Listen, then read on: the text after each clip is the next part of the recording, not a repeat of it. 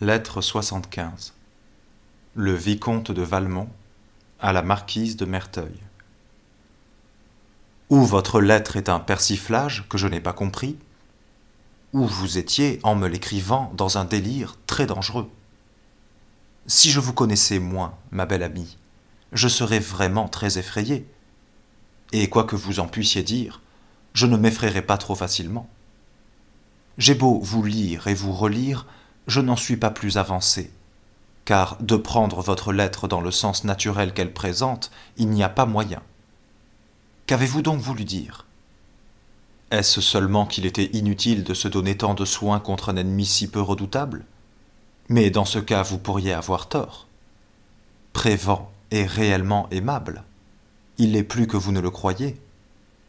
Il a surtout le talent très utile d'occuper beaucoup de son amour, par l'adresse qu'il a d'en parler dans le cercle, et devant tout le monde, en se servant de la première conversation qu'il trouve.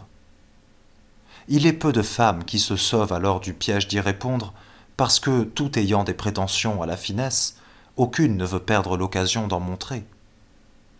Or, vous savez assez que femme qui consent à parler d'amour finit bientôt par en prendre, ou au moins par se conduire comme si elle en avait. Il gagne encore à cette méthode, qu'il a réellement perfectionnée, d'appeler souvent les femmes elles-mêmes en témoignage de leur défaite. Et cela, je vous en parle pour l'avoir vu. Je n'étais dans le secret que de la seconde main, car jamais je n'ai été lié avec Prévan. Mais enfin nous y étions 6, et la comtesse de P, tout en se croyant bien fine, et ayant l'air en effet pour tout ce qui n'était pas instruit de tenir une conversation générale, nous raconta dans le plus grand détail, et comme quoi elle s'était rendue à Prévan, et tout ce qui s'était passé entre eux. Elle faisait ce récit avec une telle sécurité qu'elle ne fut pas même troublée par un fou rire qui nous prit à tous 6 en même temps. Et je me souviendrai toujours qu'un de nous ayant voulu, pour s'excuser, feindre de douter de ce qu'elle disait, ou plutôt de ce qu'elle avait l'air de dire, elle répondit gravement qu'à coup sûr nous n'étions aucun aussi bien instruits qu'elle, et elle ne craignit pas même de s'adresser à Prévan pour lui demander si elle s'était trompée d'un mot. J'ai donc pu croire cet homme dangereux pour tout le monde. Mais pour vous, marquise, ne suffisait-il pas qu'il fût joli, très joli, comme vous le dites vous-même, et qu'il vous fît une de ces attaques que vous vous plaisez quelquefois à récompenser, sans autre motif que de les trouver bien faites? Ou que vous eussiez trouvé plaisant de vous rendre par une raison quelconque? Ou que sais-je? Puis-je deviner les 1000 caprices qui gouvernent la tête d'une femme, et par qui seul vous tenez encore à votre sexe? À présent que vous êtes averti du danger, je ne doute pas que vous ne vous en sauviez facilement, mais pourtant fallait-il vous avertir. Je reviens donc à mon texte. Qu'avez-vous voulu dire? Si ce n'est qu'un persiflage sur Prévan, outre qu'il est bien long, ce n'était pas vis-à-vis de moi qu'il était utile. C'est dans le monde qu'il faut lui donner quelques bons ridicules, et je vous renouvelle ma prière à ce sujet. Ah! Je crois tenir le mot de l'énigme. Votre lettre est une prophétie, non de ce que vous ferez, mais de ce qu'il vous croira prêt à faire au moment de la chute que vous lui préparez. J'approuve ce projet. Il exige pourtant de grands ménagements. Vous savez comme moi que, pour l'effet public, avoir un homme ou recevoir ses soins est absolument la même chose, à moins que cet homme ne soit un sot. Et Prévan ne l'est pas, à beaucoup près. S'il peut gagner seulement une apparence, il se vantera, et tout sera dit. Les sots y croiront, les méchants auront l'air d'y croire. Quelles seront vos ressources? Tenez, j'ai peur. Ce n'est pas que je doute de votre adresse, mais ce sont les bons nageurs qui se noient. Je ne me crois pas plus bête qu'un autre. Des moyens de déshonorer une femme, j'en ai trouvé 100, j'en ai trouvé 1000. Mais quand je me suis occupé de chercher comment elle pourrait s'en sauver, je n'en ai jamais vu la possibilité. Vous-même, ma belle amie, dont la conduite est un chef-d'œuvre, 100 fois j'ai cru vous voir plus de bonheur que de bien jouer. Mais après tout, je cherche peut-être une raison à ce qui n'en a point. J'admire comment depuis 1 heure je traite sérieusement ce qui n'est à coup sûr qu'une plaisanterie de votre part. Vous allez vous moquer de moi? Eh bien, soit. Mais dépêchez-vous, et parlons d'autre chose. D'autre chose? Je me trompe. C'est toujours de la même. Toujours des femmes, à avoir ou à perdre, et souvent tous les deux. J'ai ici, comme vous l'avez fort bien remarqué, de quoi m'exercer dans les deux genres, mais non pas avec la même facilité. Je prévois que la vengeance ira plus vite que l'amour. La petite Volanges est rendue, j'en réponds. Elle ne dépend plus que de l'occasion, et je me charge de la faire naître. Mais il n'en est pas de même de Madame de Tourvel. Cette femme est désolante. Je ne la conçois pas. J'ai 100 preuves de son amour, mais j'en ai 1000 de sa résistance, et, en vérité, je crains qu'elle ne m'échappe. Le premier effet qu'avait produit mon retour me faisait espérer davantage. Vous devinez que je voulais en juger par moi-même. Et pour m'assurer de voir les premiers mouvements, je ne m'étais fait précéder par personne, et j'avais calculé ma route pour arriver pendant qu'on serait à table.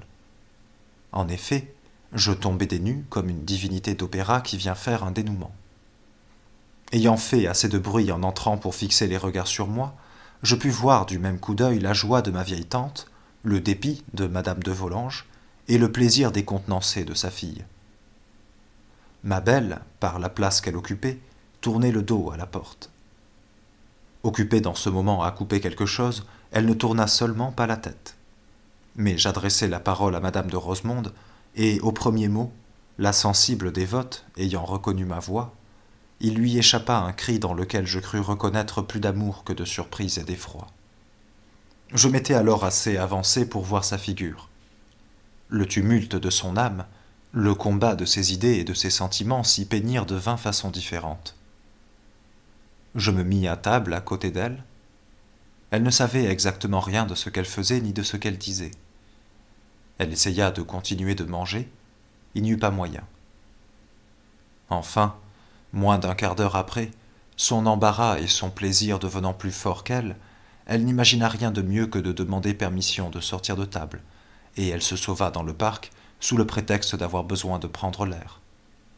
Madame de Volanges voulut l'accompagner. La tendre prude ne le permit pas, trop heureuse sans doute de trouver un prétexte pour être seule et se livrer sans contrainte à la douce émotion de son cœur. J'abrégeai le dîner le plus qu'il me fut possible. À peine avait-on servi le dessert que l'infernale Volanges, pressée apparemment du besoin de me nuire, se leva de sa place pour aller trouver la charmante malade. Mais j'avais prévu ce projet et je le traversai. Je feignis donc de prendre ce mouvement particulier pour le mouvement général, et m'étant levé en même temps, la petite Volanges et le curé du lieu se laissèrent entraîner par ce double exemple, en sorte que Madame de Rosemonde se trouva seule à la table avec le vieux commandeur de thé, et tous deux prirent aussi le parti d'en sortir. Nous allâmes donc tous rejoindre ma belle, que nous trouvâmes dans le bosquet près du château.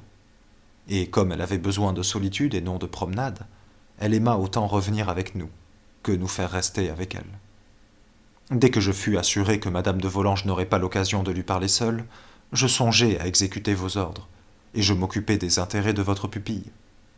Aussitôt après le café, je montai chez moi, et j'entrai aussi chez les autres pour reconnaître le terrain.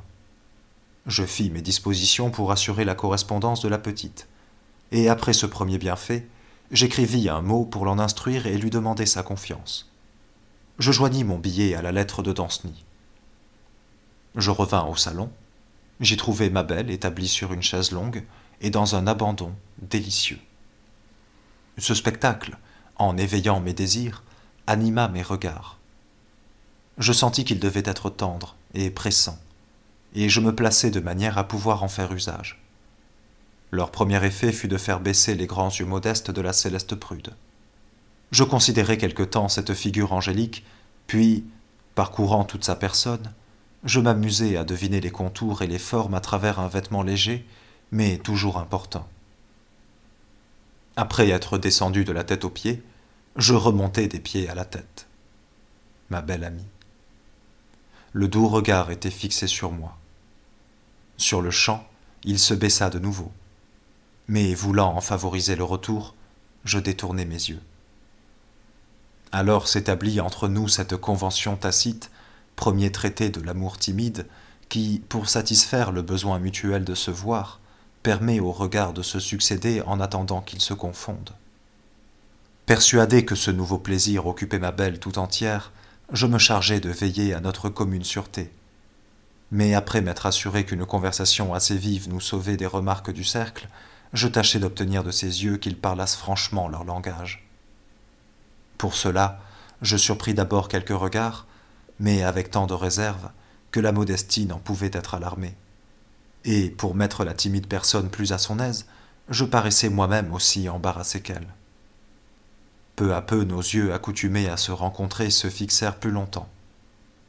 Enfin, ils ne se quittèrent plus, et j'aperçus dans les siens cette douce langueur, signal heureux de l'amour et du désir, mais ce ne fut qu'un moment, et bientôt revenue à elle-même, elle changea, non sans quelque honte, son maintien et son regard.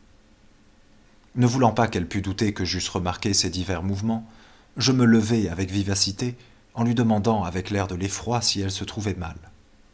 Aussitôt, tout le monde vint l'entourer. Je les laissai tous passer devant moi, et comme la petite Volange qui travaillait à la tapisserie auprès d'une fenêtre eut besoin de quelque temps pour quitter son métier, je saisis ce moment pour lui remettre la lettre de Danceny.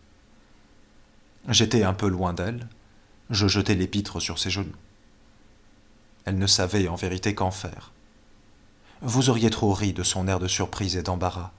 Pourtant je ne riais point, car je craignais que tant de gaucherie ne nous trahît. Mais un coup d'œil et un geste fortement prononcé lui firent enfin comprendre qu'il fallait mettre le paquet dans sa poche.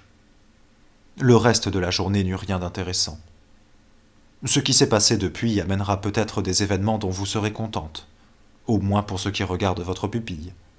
Mais il vaut mieux employer son temps à exécuter ses projets qu'à les raconter. Voilà d'ailleurs la 8e page que j'écris, et j'en suis fatigué. Ainsi, adieu. Vous vous doutez bien, sans que je vous le dise, que la petite a répondu à Danceny. J'ai eu aussi une réponse de ma belle, à qui j'avais écrit le lendemain de mon arrivée. Je vous envoie les 2 lettres. Vous les lirez ou vous ne les lirez pas. Car ce perpétuel rabâchage, qui déjà ne m'amuse pas trop, doit être bien insipide pour toute personne désintéressée. Encore une fois, adieu. Je vous aime toujours beaucoup. Mais je vous en prie, si vous me reparlez de Prévan, faites en sorte que je vous entende. Du Château, ce 17 septembre. La lettre de Danceny ne s'est pas retrouvée.